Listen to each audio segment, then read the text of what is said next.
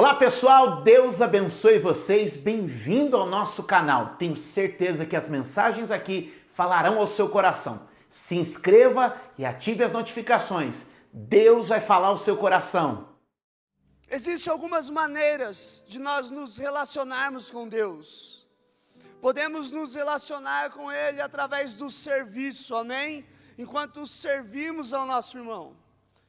Afinal de contas, não existe outra maneira de você servir a Deus se não for servindo ao seu irmão. Jesus vai dizer assim, olha, tudo o que vocês fizerem para os meus pequenos, fizeram para mim. Tive fome, me deram de comer, tive sede, me deram de beber, estive com frio e me deram de vestir. Tudo o que fizerem para eles, fez também para mim. Outra maneira é através da palavra. Enquanto recebemos a palavra de Deus, enquanto lemos a palavra de Deus, estamos nos relacionando com Ele, amém? Podemos nos relacionar com Ele também através da adoração, como estávamos fazendo aqui. Mas também podemos nos relacionar com Ele através da oração. E é sobre isso que eu quero falar com vocês aqui hoje, amém? Paulo, quando ele escreve a carta a Efésios, no capítulo 5 e 6, ele fala muito sobre relacionamento. Ele fala sobre as esposas serem submissas aos maridos. Ele vai falar sobre o marido se sacrificar pela esposa.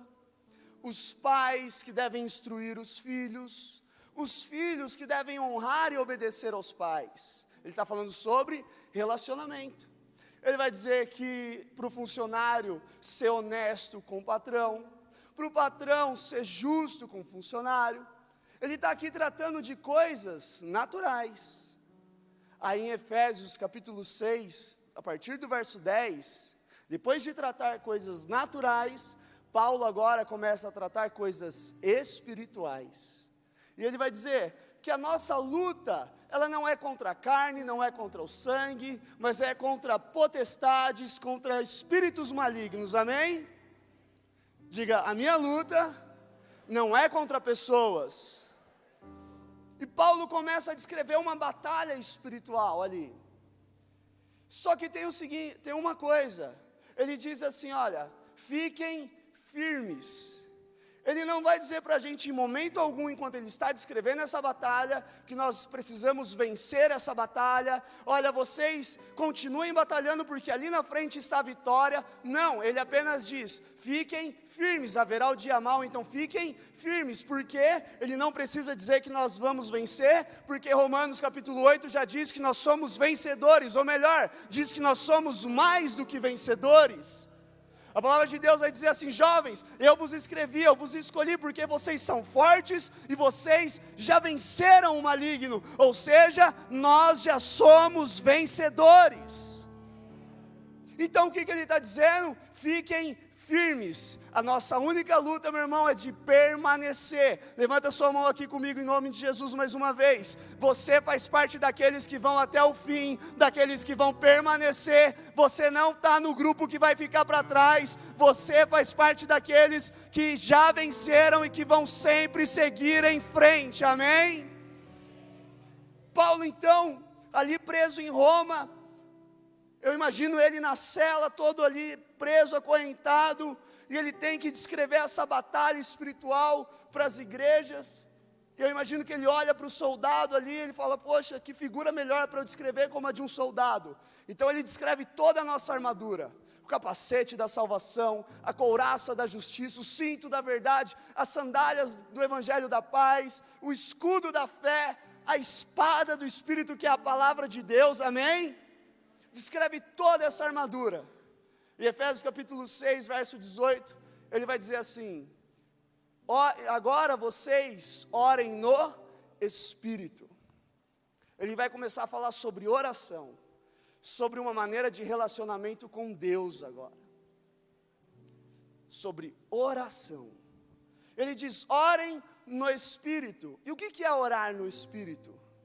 Orar no Espírito é orar em línguas, meu irmão. E se você ainda não ora, se você ainda não recebeu o Espírito Santo, eu creio que essa tarde é o dia, a hora, o momento que Deus escolheu, marcou ali no livro dele. Esse é o dia que você vai ser cheio do Espírito Santo em nome de Jesus. Ele diz, orem no Espírito. Quando ele escreve a carta ali aos Coríntios, resolvendo alguns problemas partidários, ele vai falar, olha, eu gostaria que todos vocês falassem em línguas, mas melhor é que vocês profetizem. Então você vai dizer, então eu não preciso orar em línguas, eu tenho que profetizar? Claro que não, ele estava realmente ali resolvendo esse problema. Por que ele está dizendo que é melhor profetizar do que falar em línguas? Ele vai continuar ali em 1 Coríntios 14 dizendo, porque quem ora em línguas edifica a si mesmo, agora quem profetiza edifica a igreja. E isso é um princípio, porque quando eu oro em línguas eu estou fazendo para mim, mas quando eu profetizo eu estou fazendo para o outro, e a Bíblia diz que melhor é dar do que receber. Agora ele está anulando o dom de falar em línguas? Em momento algum, até porque se eu estou bem edificado, eu estou bem edificado, eu estou sarado, eu estou pronto para poder profetizar, amém? Um dia eu estava numa aula sobre o Espírito Santo com o pastor Oswaldo, o pai da pastora Érica. Nós tínhamos o nosso curso de obreiro, isso há muitos anos atrás, eu fazendo ali a aula com ele, tinha uma rodinha de umas 5, 6 pessoas. Quem conhece o pastor Oswaldo? Olha aí. A gente estava numa rodinha ali, ele já encerrando a aula, a gente ficou de pé, ele olhou para mim e falou, você já fala em línguas? Claro, pastor, já recebi o Espírito Santo, sou do manto, do reteté. Cadê o pessoal penteca aí? Ó! Aí eu falei, já falo, pastor. Ele, e quando que você costuma falar? Eu falei, nossa, como assim, que pergunta? No culto. Depois que termina o louvor, quando alguém sobe para orar, eu sinto aquele arrepio, e aí eu começo, glória a Deus, aleluia, aí eu solto a rajada e começo a falar em línguas, pastor. Ele olhou para mim e falou, só isso? Eu falei, pastor, como assim? Ele olhou para mim, o Hugo, se eu não me engano, estava lá nesse dia também, ele falou, você está enterrando o dom que Deus te deu. Eu fiz isso assim também. Eu falei, nossa, que grosso. Você está enterrando o dom que Deus te deu. Sabe por quê, meu irmão? Porque o orar em línguas, as línguas estranhas foi algo que Deus me deu. Então eu não preciso de um momento de alguns louvores e de um tempo mais de oração para depois eu começar a falar em línguas. Não, Deus me deu, então se eu quiser, eu começo agora. Arabaxê decanta, arabassubi e decanta, arabassô, rique manai kio decanta, arabaxê, decoma sumi e decanta, aramanai. É algo que Deus me deu. Quando eu ia para a empresa, eu ia no caminho, alguma coisa que eu aprendi com o pastor Irineu, aproveita o momento do trânsito, e eu ia no caminho orando, e eu ia me edificando, e às vezes eu estacionava ali no estacionamento da empresa, e eu esquecia, eu continuava, e a hora que eu saía, o pessoal falava, você está brigando com quem ali dentro? Eu falei, nem te conto, nem dá para explicar. Irmão, quando você ora em línguas, você edifica a si mesmo, é o teu espírito falando diretamente com o Espírito de Deus, coisas que nem eu nem você sabemos, coisas, meu irmão, que vão acontecer no futuro, e o nosso espírito já está ali tratando direto com o Pai, amém? Abre sua Bíblia aí comigo em Mateus capítulo 7, aleluia, glória a Deus, tem uma pentecostal aqui, ó, continua aí, irmã, continua aí, glória a Deus. Mateus capítulo 7, verso 7 também. Quem for achando já dá um glória aí. Olha só eu que não achei ainda, achei. Mateus capítulo 7, verso 7. Peçam e lhes será dado, busquem e encontrarão, batam e a porta lhes será aberta, pois todo aquele que pede recebe, e o que busca encontra, e aquele que bate a porta será aberta. Qual de vocês, se o seu filho pedir pão, lhe dará uma pedra, ou se pedir peixe, lhe dará uma cobra? Se vocês, apesar de serem maus, sabem dar boas coisas aos seus filhos, quanto mais o Pai de vocês que está nos céus dará coisas boas aos que lhe pedirem. Diga, oração é um direito de filho. Diga mais forte, oração é um direito de filho.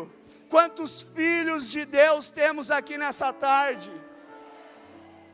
Jesus vai nos ensinar um pouco mais sobre oração em Mateus capítulo 6. Ele vai nos ensinar 3 tipos de orações. Abre aí, volta um pouquinho comigo. Mateus capítulo 6, verso de número 5. Diz assim: e quando vocês orarem, não sejam como os hipócritas. Eles gostam de ficar orando em pé nas sinagogas e nas esquinas, a fim de serem vistos pelos outros. Eu lhes asseguro que eles já receberam a sua plena recompensa. Verso 6, mas quando você orar, vá para o seu quarto, feche a sua porta e ore ao seu Pai que está em secreto. Então seu Pai que vê em secreto o recompensará. E quando orarem, não fiquem sempre repetindo as mesmas coisas, como fazem os pagãos. Eles pensam que por muito falarem serão ouvidos. Não sejam iguais a eles, porque o seu Pai sabe do que vocês precisam, antes mesmo de pedirem. Ele nos ensina 3 tipos de orações aqui. Ele diz, olha, quando vocês forem orar, não sejam primeiro como o hipócrita, como os hipócritas, que levantam as suas mãos nas esquinas, buscando pelo quê? Por aplausos. A oração destes homens não está direcionada a Deus, a oração destes homens está direcionada aos outros homens.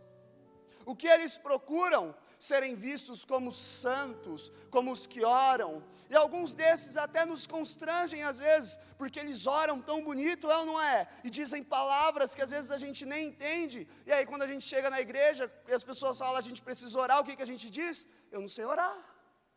Porque esses homens ficam, tantas palavras, e parece que estuda tanto o dicionário, e é tanta coisa, e ok, é o jeito deles, mas o problema é que Jesus está tratando de um grupo de pessoas aqui, que a oração deles não era direcionada a Deus, era direcionada aos homens, e aí ele nos ensina que a recompensa deles será apenas o que eles estão buscando, aplausos. Podem pedir o que for, podem falar o que for, mas o que estão buscando? Aplausos. E o que eles vão receber? Aplausos. Ele vai dizer um segundo tipo de oração: não sejam como os pagãos, que oram repetidas vezes, parece que está tentando ganhar Deus no cansaço, parece que está, irmão, se for para fazer assim, sabe o que é mais fácil? Você gravar a sua oração no celular, e depois deixa rodando lá no loop. Quando Jesus nos ensina o Pai Nosso, não é porque nós devemos orar apenas o Pai Nosso. A sua oração não tem, Ele está nos mostrando como.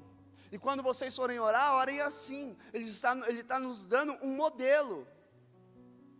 Então na sua oração, não seja como a dos hipócritas, direcionada aos homens, e também não seja como a dos pagãos, vazias, sem sentimento, sem nenhum tipo de relacionamento. Então como que deve ser a nossa oração? Até aqui, todos estavam acostumados, quando orar, clamar a um Deus conforme a sua necessidade. Então se precisavam de uma provisão, clamavam a Jeová Jirê. Se estavam enfermos, clamavam a Jeová Rafá. Agora Jesus nos ensina a orar ao Pai, e esse é o terceiro tipo de oração que Ele nos ensina. Ele diz, não seja como os hipócritas, não seja como os pagãos, mas quando vocês forem orar, entrem no seu quarto, no secreto, feche a tua porta, e quem vai te ver lá dentro? O teu Pai, porque oração é um direito de filho, e o teu Pai que te vê no secreto, traz recompensa para a tua vida. É a tua oração no secreto, meu irmão.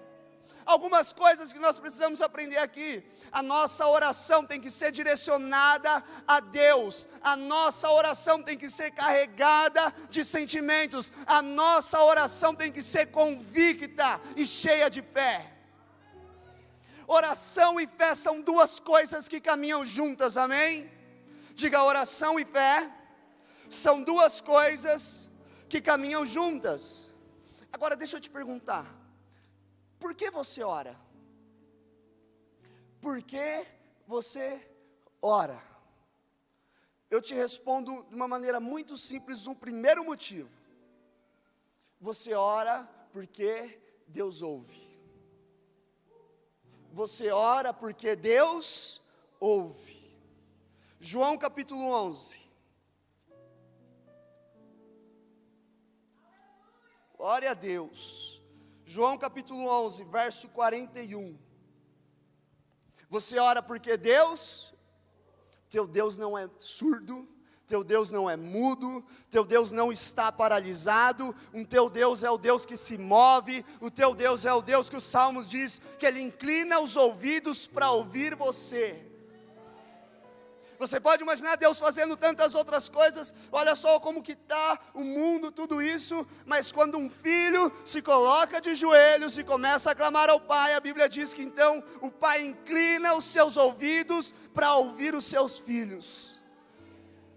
Olha só, João capítulo 11, verso 41, Jesus chega no túmulo de Lázaro, 4 dias já se passaram, 4 dias já se foram, ele já estava morto há 4 dias, Jesus olha e diz, tira a pedra daí, e o que ele começa a dizer aqui, olha, verso 41, então tiraram a pedra, Jesus olhou para cima e disse, Pai, eu te agradeço porque me ouviste, Pai, eu te agradeço porque me ouviste, próximo, eu sabia que sempre me ouves, mas disse isso por causa do povo que está aqui, para que creiam que tu me enviaste. Meu irmão, o Deus que você serve é um Deus que te ouve, Ele não é surdo, cada uma das tuas orações estão sendo ouvidas.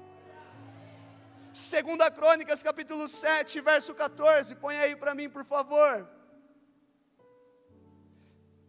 E se o meu povo, que se chama pelo meu nome, se humilhar e orar, buscar a minha face, e se afastar dos seus maus caminhos, dos céus o ouvirei, dos céus o ouvirei, dos céus o ouvirei, dos céus o ouvirei, dos céus o ouvirei, dos céus o ouvirei. O Deus que você serve é um Deus que te ouve. O Deus que você serve é um Deus que te ouve. Ora abacaxê de camalabacaçou. Ora abacaxê de rerebacaçore balabaçou. Essa semana, na segunda-feira, eu estava ali na sala 22, orando. Eu estava ali no meu tempo de oração. Quando eu desci, entrei naquela outra sala. Quando eu cheguei lá, a resposta da minha oração já estava lá.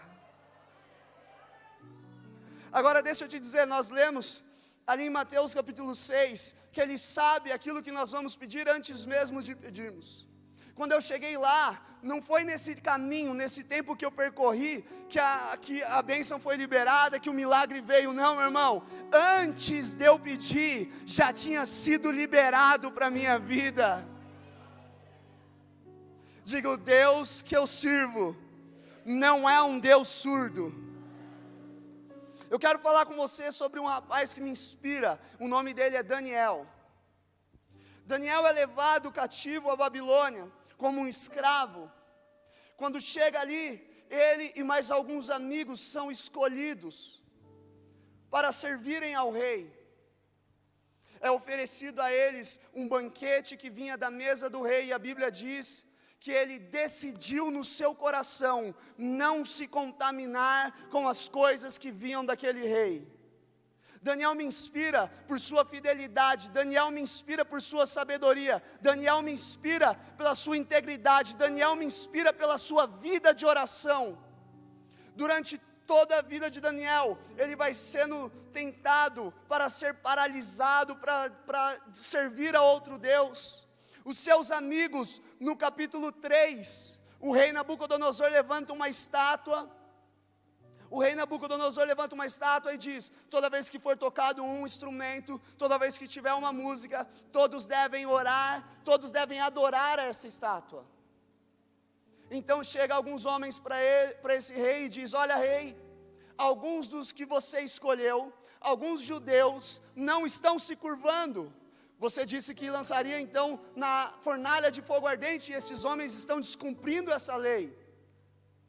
O rei manda chamar esses meninos, Sadraque, Mesaque e Abidnego, e diz: olha, eu vou dar mais uma chance para vocês. Irmão, infelizmente, Satanás sempre vai te dar mais uma chance de você se curvar diante de outras situações, diante de outros deuses, mas como eu declarei aqui no começo, estamos aqui em um grupo de pessoas que vão permanecer até o fim. Estes meninos são desafiados, e o rei diz: olha, se vocês não se curvarem, eu vou acender 7 vezes mais essa fornalha e vou lançar vocês lá dentro. E aí eu quero ver qual Deus, eu quero ver se o seu Deus pode ser capaz de tirar vocês, de livrar vocês das minhas mãos. Os meninos, de uma maneira muito educada, respondem para eles: ó rei, não te devemos satisfação nenhuma, mas só para te deixar bem claro, se o meu Deus quiser, Ele é poderoso para nos livrar. O rei fica muito furioso, manda jogar esses meninos naquela fornalha. Ele joga esses 3 rapazes naquela fornalha e fica observando. Agora é a derrota, agora é a vergonha deles. Não quiseram se prostrar, agora é o fim deles. Mas sabe o que acontece? O rei olha e diz: não lançamos 3 homens nessa fornalha? Sim, rei, foram 3. Por que então agora vejo 4 homens andando livremente naquele lugar? E o 4º homem é semelhante ao Filho dos deuses. Seja fiel na tua vida de oração, seja fiel ao Deus que você serve. Ele é poderoso, Ele é fiel para te livrar de todas as situações.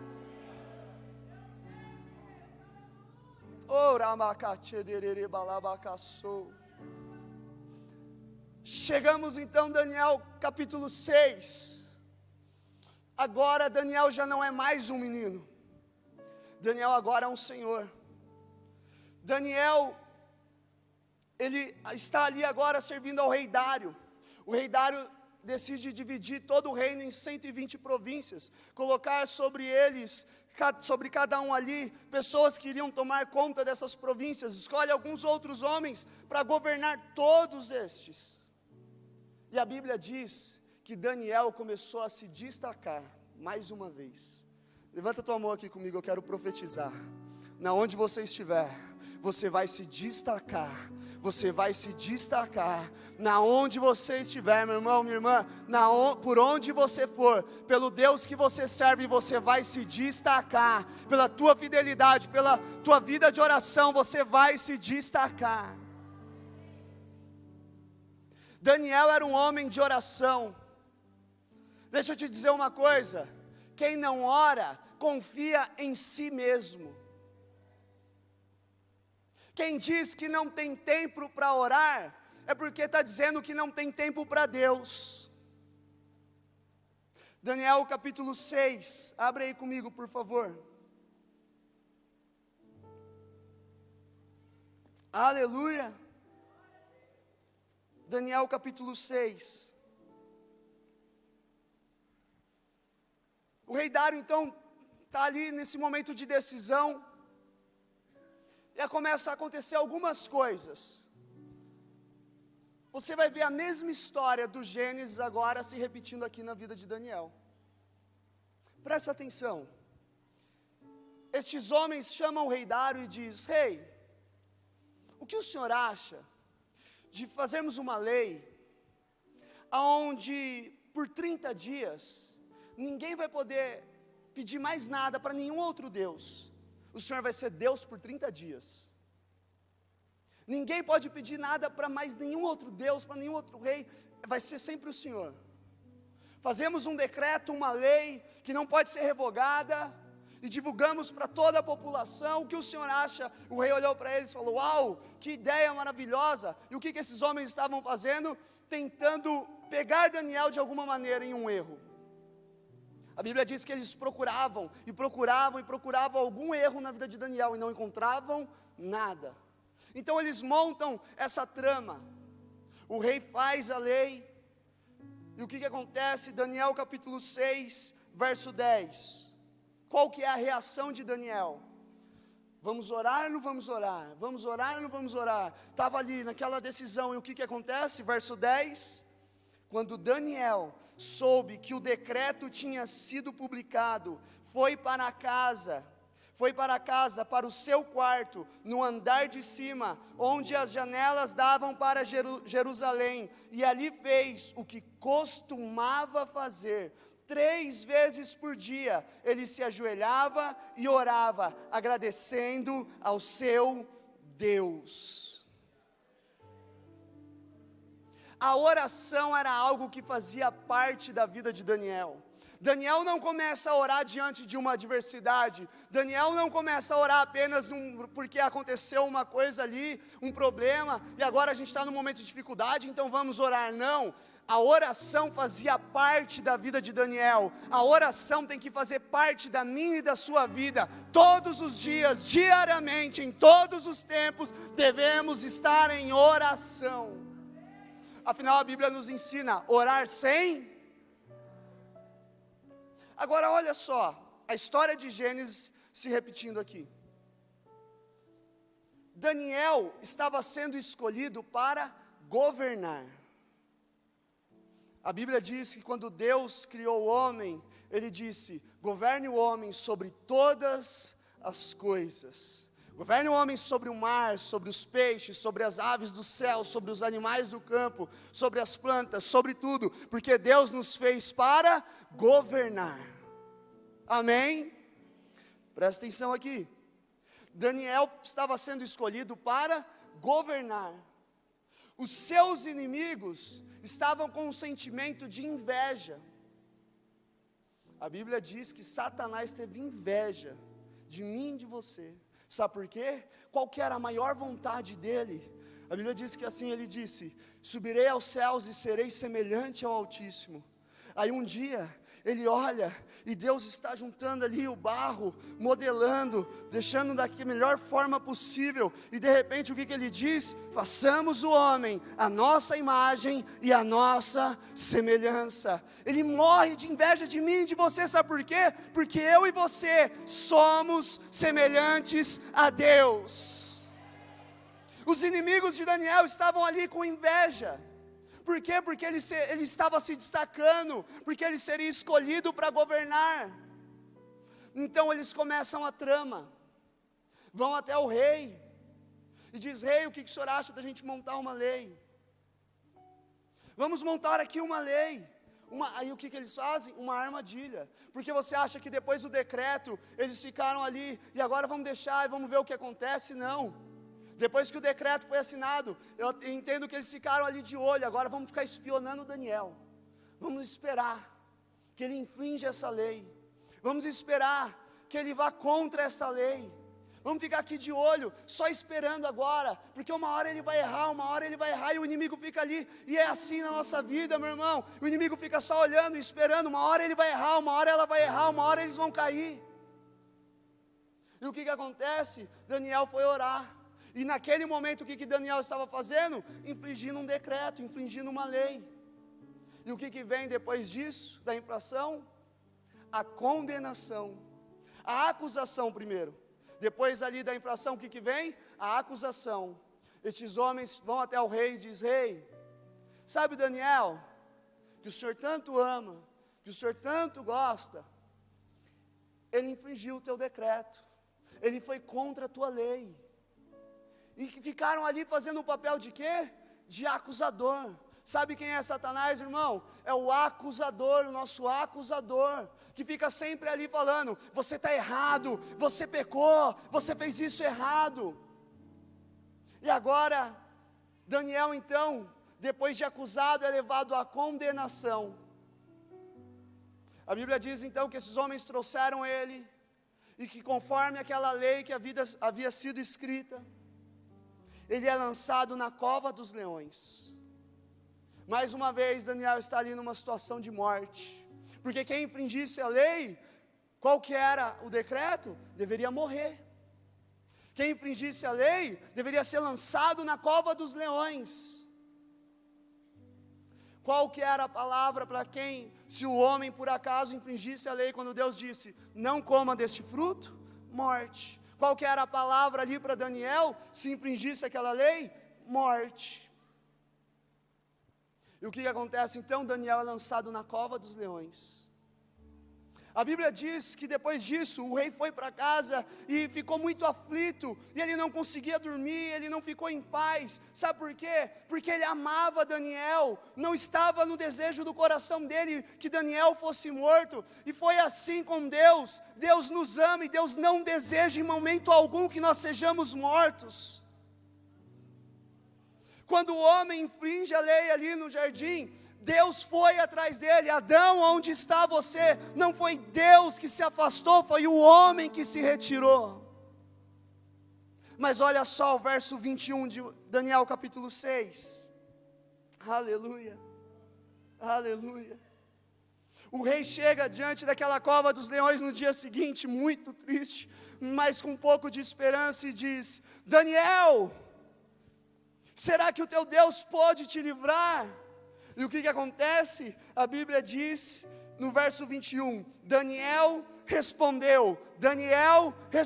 Deixa eu te perguntar, morto responde? Já foi de frente para o cemitério, ficou chamando, ô Zé que morreu, está por aí? Morto não responde, se responder, misericórdia. Não responde, mas por que Daniel respondeu? Porque ainda havia vida dentro dele. Deixa eu te dizer uma coisa, talvez você achou que você já estava morto espiritualmente, talvez você achou que para você já tinha acabado tudo, mas ainda há vida dentro de você. Sabe o que você veio fazer aqui nessa tarde? Você respondeu a um chamado do Espírito Santo.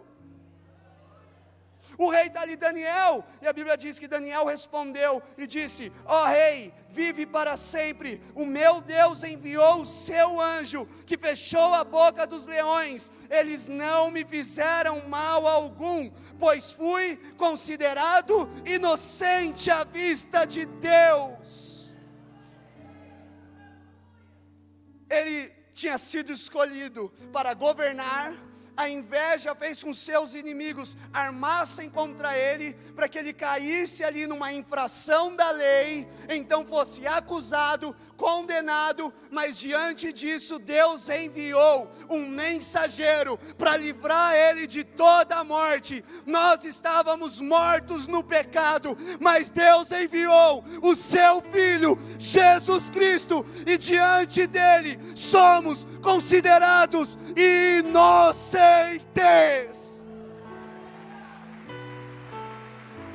Pelo sangue de Jesus, somos considerados diante de Deus inocentes. Oh, rabacacharabalabacassore barabacassou. Endecamassore balabachou. Oh, aleluia. O peso do pecado não te impede mais de orar. Eu sei que tem pessoas que entraram aqui essa noite e dizem: eu não consigo orar, a minha vida de oração não funciona mais, quando eu lembro do que eu fiz, quando eu lembro de como foi meu passado. Mas deixa eu te dizer, o sangue de Jesus apagou todo o teu passado, nenhuma acusação há mais contra você, diante de Deus, você foi visto como alguém inocente. Capítulo 9, verso 20.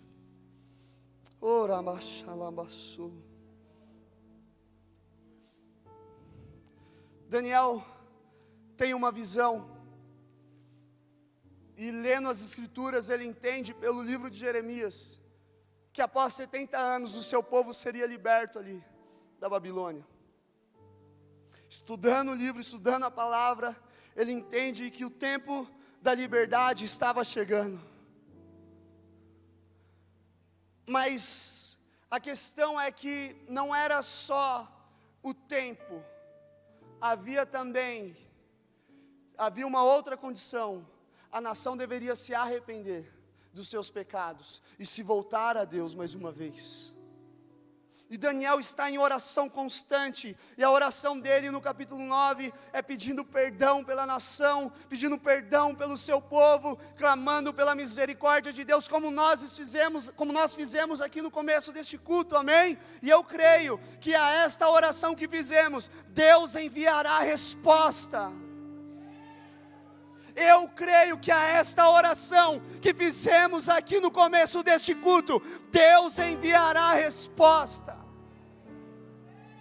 Olha só, Daniel capítulo 9, verso 20. Enquanto eu estava falando e orando, confessando o meu pecado e o pecado de Israel, meu povo, e trazendo o meu pedido ao Senhor, o meu Deus, em favor do seu santo monte, enquanto eu ainda estava orando, Gabriel, o homem que eu tinha visto na visão anterior, veio voando rapidamente para onde eu estava à hora do sacrifício da tarde. Verso 22, ele me instruiu e me disse: Daniel, agora vim para dar-lhe percepção e entendimento. Assim que você começou a orar, houve uma resposta. Assim que você começou a orar, houve uma resposta. Você não entendeu ainda, meu irmão? Assim que você começou a orar, houve uma resposta que eu lhe trouxe, porque você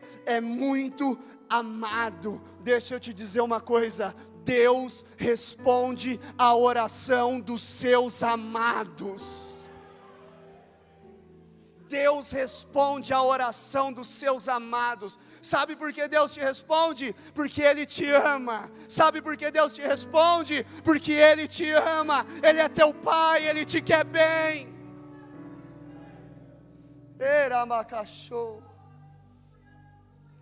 A questão não é se Deus vai te responder ou não. A questão é se Ele pode confiar a você esta resposta que você tanto pede. Eu te explico. Eu trabalho com jovens aqui na igreja. Todos os sábados nós temos um culto extraordinário, aquela propaganda. E as pessoas, às vezes, os jovens estão orando: é porque eu quero namorar, eu quero noivar, eu quero casar, e glória a Deus por isso, tem que orar mesmo. Mas o que acontece quando o jovem, e algumas vezes quando o jovem começa a namorar, ele era muito ativo, fazia tudo na igreja, mas começou a namorar, o que aconteceu? Sumiu. E aí você ora pedindo um emprego para Deus, e aí você recebe um emprego, e aí o que acontece depois que você recebe o emprego? Some. A questão não é se Deus vai responder a sua oração. A questão é se Ele pode confiar a resposta que você tanto pede a você. Isso vai te fazer crescer na presença dEle, ou vai te afastar dEle? Ele te ama tanto que Ele sabe o que vai fazer bem e o que não vai fazer bem para você. Para eu poder terminar aqui agora, Daniel capítulo 10, verso 12, eu já encerro. Daniel capítulo 10, verso 12, diz assim: e ele prosseguiu: não tenha medo, Daniel. Desde o primeiro dia em que você decidiu buscar entendimento e humilhar-se diante do seu Deus, suas palavras foram ouvidas. Aleluia. E eu vim em resposta a elas. Aqui é Gabriel falando com Daniel. Mas o príncipe do reino da Pérsia me resistiu durante 21 dias. Então Miguel, um dos príncipes supremos, veio em minha ajuda, pois eu fui impedido de continuar ali com os reis da Pérsia. Agora vim explicar-lhe o que acontecerá ao seu povo no futuro, pois a visão se refere a uma época futura. A primeira coisa que diz aqui é: Daniel, não tenha medo. A Bíblia diz que Deus não nos deu espírito de covardia, de medo, mas nos deu espírito de ousadia. Ou seja, o medo é um espírito. Portanto, eu dou uma ordem agora a todo espírito do medo que se retire agora da sua vida, da sua casa, da sua família, em nome de Jesus. Todo espírito que se alojou na tua casa, trazendo medo, pânico, todo espírito que tem tentado trazer pânico ao Brasil, à nação, ao mundo, nós damos uma ordem agora como igreja, cai por terra agora, em nome de Jesus. Gabriel diz: Daniel, eu vim em resposta à tua oração, mas quando cheguei em um certo lugar, o príncipe da Pérsia me impediu de avançar, de chegar até você, e durante 21 dias eu fui impedido de chegar, e nesses 21 dias o que Daniel estava fazendo? Orando. O que era o príncipe da Pérsia? Um demônio, um espírito maligno, que estava tentando manter a população de Israel, a nação de Israel, aprisionado na Babilônia. Babilônia é sinônimo de pecado, de escravidão, e o que esse espírito estava tentando fazer? Manter aquele povo aprisionado no pecado. É isso que Satanás quer fazer com você, é isso que o diabo quer fazer com você, te manter aprisionado no pecado. Mas deixa eu te dizer, a Bíblia diz que então, aquele que é muito maior, que é muito mais forte, que é muito mais poderoso, veio em favor de Daniel. E o que aconteceu? Aquela resposta que Daniel tanto buscava, chegou até ele. Meu irmão, deixa eu te dizer, eu creio que neste momento agora, há uma batalha espiritual acontecendo aqui. Eu creio em nome de Jesus, que neste momento, cadeias estão sendo quebradas, correntes estão sendo destruídas, demônios estão sendo detonados agora. A tua resposta está chegando. Se coloque de pé.